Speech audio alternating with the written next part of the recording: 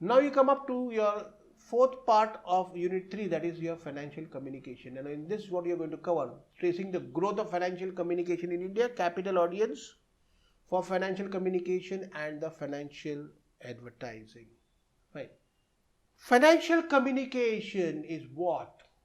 Is and all about providing financial data pertaining to the company's performance to the investors community at large. It involves conveying all financially sensitive information and data of the last year, including the major capital expenditure undertaken, profitability, performance, stock market performance, and so on to all the stakeholders. Financial communication is a branch of public relation management, and it is used to build close relationship with the investors, analysts, and financial media. It is a communication process which connects the financial market and the investing committees with various organizations who borrow money from the market. Financial communication makes up a significant part of corporate communications workflow. What are the qualities to handle this financial communication? You should have a good knowledge about capital market. You should be aware of the roles and responsibilities of various regulatory bodies. You should be thorough with the legal aspects of financial advertising, and you should have good knowledge of various styles involved in corporate advertising. Corporate reporting. Let us go to trace the growth of financial communication in India. Now, the economic liberalization of 1990s brought in foreign direct investment into many sectors, including the financial sector. Liberalization brought about an unexpected media growth. Today, in India, there are about half a dozen of exclusive business channels. The number of financial newspapers and magazines have also increased tremendously. The market became suddenly competitive, and the businesses felt it necessary to build their reputation in order to gain more and more access to new markets and new consumers. Now, this led to the proliferation of PR and advertising agencies in the country. Mass communication, you find education received a spurt in the 1990s in India after the economy was thrown open to the international bidding. India has come a long way in modernizing its economy, reducing poverty and improving living standards for a large segment of population. Today we are the third largest economy in purchasing power index. The rank of India has increased in the index today. Now, there are various factors that have contributed to the growth of financial communication in India. First is the demographic change. The shift in India's demographics has led to significant changes in the customer's preference, likes and dislikes. The evolution in media and technology has set a higher bar of expectations for the customer's experience. Social and behavioral change. Consumers are more informed and empowered than ever before. An old notion of value and loyalty are breaking down as digital technology allows consumers to both compare value and expand their chances. India is characterized by a high level of savings and investment, but most of the savings of the household sector is going into buying gold ornaments and real estate. The savings need to be channelized into the capital market.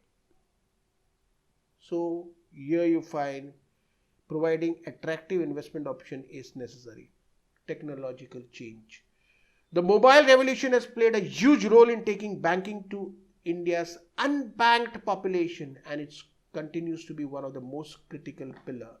The rapid emergence of social media in parallel with the rise of the mobility has seen customers increasingly turning to their peers for information and advice rather than to the financial experts. The new challenge before financial communication expert is how to promote financial inclusion. This in turn demands smart use of technology and support for a greater financial literacy, encouraging savers to invest their funds into capital market is the key to generating more finance. Now we come up to who are the audiences for financial communication. Who are you going to communicate with? The key audience for financial communication specialists are those who have an ability to make the decisions. Now, who are these? They are partners, employees, investors. Now, financial communication is important to an organization's business partners. They need to have confidence in the company.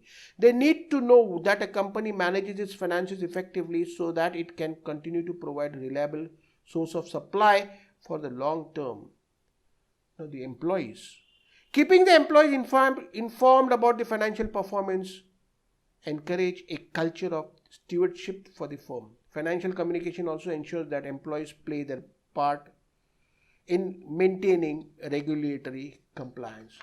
The investors. Now, access to funding is vital for the growth of survival. Effective financial communication plays an important role in shaping the attitude of the shareholders, investors, and their advisors. Now, who are these investors public? I have given you the list of the investors or the publics. They are the depositors, the debenture holders, the insurance companies, the investment companies, the mutual funds, individuals, shareholders, secured and unsecured creditors. You have got the stockholders, the portfolio managers, rating agencies, and so on, and finally the pension funds. Now, the above categories of investor public is not exhaustive, but it is inclusive. It may also include stock exchanges, brokers, vendors, government officials, regulatory agencies, and other external publics also. Then we have the financial analyst. Now, the financial analysts work in banks, pension funds, insurance companies, and other businesses. Financial analysts provide guidance to businesses and individuals making investment decisions. They assess the performance of stocks, bonds, and other types of investment. Therefore, it is important to have a responsive, regular, and open communication. Then we have the individual stakeholders. Now, individual stakeholders who buy company shares but hold it for a better profit. They can be influenced in many ways, giving them importance to as primary customers, learn about the stock markets, and so on. Next, we come up to financial advertising. Now, in addition to advertising addressed to the customers or clients, it is also include company reports, prospectus for new shares, record of investments in securities, and other financial announcements. Now, financial advertising, it is such a category of advertising which does not have any limit on what it can contain under its name. But broadly speaking, financial advertising includes that for banks, saving, mortgages, insurances, and investments. Now you will find the field of financial advertising has undergone a tremendous change in the recent years. Today, financial advertising is a specialist field more than just jargons involved in selling products like shares and debentures. Today, financial advertising is a big business. In any financial advertising plan, the importance of PR and the media has increased manifold. Now the market is fiercely competitive and also become unreliable. Hence, investment in property and valuables have an easy alternative. Individual investors have become overcautious and they display extreme heterogeneity. You will find, let us look into what is the role of financial advertising, what are the advantages of financial advertising, what is the importance. Number one, it provides information about investment opportunities. It provides education and guidance to the investors, publicity to the company and operations. It's a reminder to the investing class. It supports the dealers in investment matters, goodwill and popularity, it brings about goodwill and popularity of the company. There is economic and social significance. It has a wider economic and social significance because it facilitates the process of capital formation and provides funds to the companies for expansion and diversification of business activities. Thereafter, we come up to what is the PR function in advertising. First thing, to adhere to decent and truthful norms. Now, PR functions and PR person must adhere to decent and truthful norms while handling pre-issue corporate campaigns. Second one, use of corporate or branding personality in issue advertising is unacceptable to SEBI. In the Indian context, PR has to be fully conversant with the guidelines issued by the Advertising Standard Council of India. Third one is the regular review. PR has to review regularly the results against the financial advertising goals on a regular basis and initiate corrective actions next time. Fourth one is media planning. The role of PR as media planner, particularly in the field of financial advertising, is specialized and very important in the entire advertising process. Fifth one is the market-mindedness.